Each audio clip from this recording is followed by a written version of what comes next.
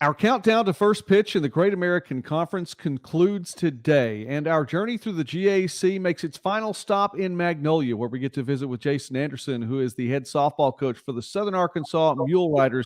Coach, stop me if you've heard this before. SAU is picked as the preseason favorite. I know that's I know, and it is an honor, but it is something that we see year in and year out, and rightfully so. Coming off a year 29-10 last year. Overall, 22-5 in GAC play. You make it into a regional tournament as well. Get pretty far there along the way after taking the regular season championship, I should say, in the Great American Conference. So take us from last year to where we are right now. Well, we did. We didn't end like we want to. We of course will take the regular season champ. Lost a couple one-run games in a regional over at Central Oklahoma last year. One of them was to Augustana, who of course made it to the World Series, but that group was a good group. And, we pretty much didn't play a game in February because of weather and COVID. It was kind of one of those deals. And I think that we felt that a little bit late last year with not having those quality at-bats that we would normally get in the month of February. And I think our offense took a hit last year. So, but still proud of that group, fifth, sixth straight regional, third straight regular season championship. So a lot of let them girls go out in a good way. And we had a lot of familiar faces on there that have been with us a while. Well, and that is really where I want to get started, because those familiar faces, we're not going to see as many of those this year. You have new faces to talk about, but I would be remiss if I didn't talk about Faith Otts and Lena Susu and Elisa Favela, players like that have been such a big part and instrumental for the Mule Riders in the last couple of years. Specifically, you bring back Elise Casper, a senior. She's an all-GAC performer, all-region performer as well. Hit 378 for you, and that's where we'll start with your position players. Yeah, of course we're gonna miss those girls. Lina said Casper's gonna anchor down the outfield for us, center field. She's been one of our leading hitters the last couple of years. Quiet 378, just gonna get on base and find ways to find some gaps. We also returned Jackson Dyson, who has been a 2-year starter for us, Illinois State transfer, and Sarah Evans. Sarah Evans is an all-conference. That's a familiar name that's been with us now going on 4 years. So I think those 3 returners will be key for us this year as far as some stability, if you will, since you are losing some. And then we also have returners like McKenna Morton, Rebecca Shepard. Both of them got some time last year, especially in the regional. Madison Munson was a Division I transfer for us last year. This year she'll be getting, be anchoring first base down, and we expect a big year out of her. And then Emma Gill. Emma Gill was on our roster last year. She'll be a redshirt freshman, and she kind of was behind Lina because, Lina and Faith and then we're that 2020 senior group that COVID affected, and they chose to come back and play their last year. So Gill kind of got to work behind Lina last year, and she's a left-handed catcher, and we expect her to do a great job catching our pitching staff this year. Southern Arkansas picked as the preseason favorite here in the Great American Conference heading into 2022 as we speak with head coach Jason Anderson in his 8th season with the program. Coach, again, so many familiar faces, and I guess it's about time that Southern Arkansas fans had to get out their roster and look and match new names with some new numbers along the way. And it's the same thing with the pitching staff, maybe even more so. Sydney Wader graduated. Victoria Taylor, it was one of those players that I thought she might play for 10 years. Who knows?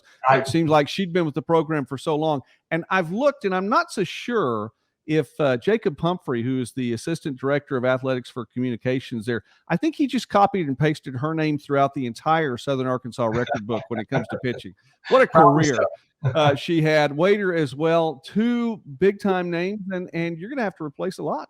Yeah, and like I said, Vic came to us as a freshman 4 years ago, ended up playing the 5th year. She was the 2020 COVID and was awesome for us. I mean, rewrote the record books here and pitched us to the World Series, 1 game away from a national championship in 2018, and just had a great career for us.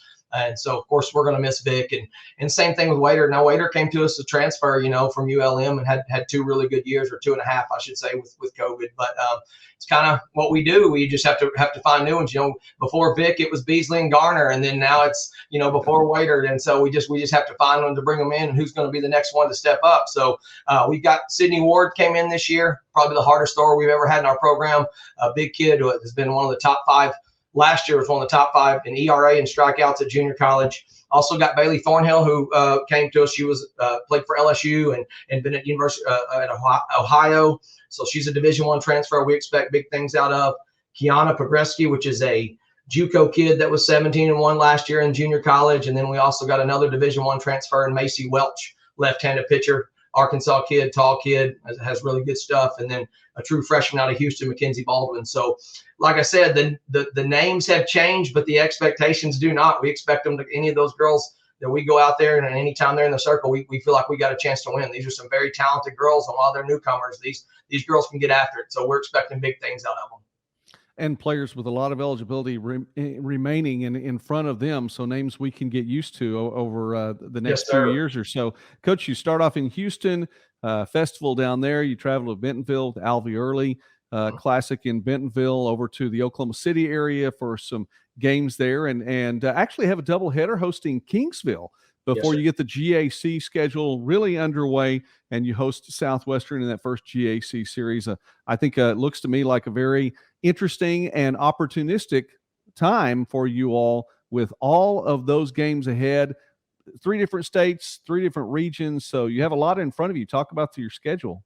We do, and this will be the first year that we've been able to play the 56-game schedule, and while we're having a 3-game series in the GAC, because we went to that last year, but we were limited on the number of games. NCAA limited us from COVID, coming off the COVID year for budget reasons and things. So this will be the first year we get a normal 56 while playing the 3-game schedule. So we had to get creative and schedule 23 non-conference games, and we want to play the best teams we can. And Tech's hosting that down in Conroe opening weekend, and I know us and Arkansas Tech and Southeastern, and we're going down there and going to play some of the top teams in the country, and we're going to go see if we can represent the GAC very well the first 3 weekends. So we want to have a challenging schedule, with all the newcomers we got. We want to let them know what it's about. And like I told you before, the faces change, but the expectations do not. So we want to be playing for a regional and trying to make a chance to compete at a national level. And if we're going to do that, we're going to have to play some competition. So we'll see where we're at after the first few weeks. Get to host Kingsville here, another top program out of the Lone Star, and then as we open up conference against SWOSU. So we're excited about it. I mean, how can you not be? Go out there and play that kind of schedule and look forward to it. It's what it's all about. So I'm ready. We're ready to get rolling. We're tired of playing each other right now. I know it's a little cold, but we're ready to get after it in a couple of weeks. And this week it has been pretty chilly, but I know there's a lot in store. Coach, you may want to trademark that too. I think that'd look good on a shirt. The faces change, the expectations do not. If you don't, sir. I may. So just fair warning. Coach Jason Anderson, the head coach for Southern Arkansas. Again, the Mule Riders picked as the preseason favorites in the Great American Conference heading into 2022. Coach, thank you so much for taking time with us today here. We appreciate it. Success to you and to the team. And thanks again. We are concluding our countdown to first pitch. So thanks for being with us. All right. Thanks for the coverage. We appreciate it.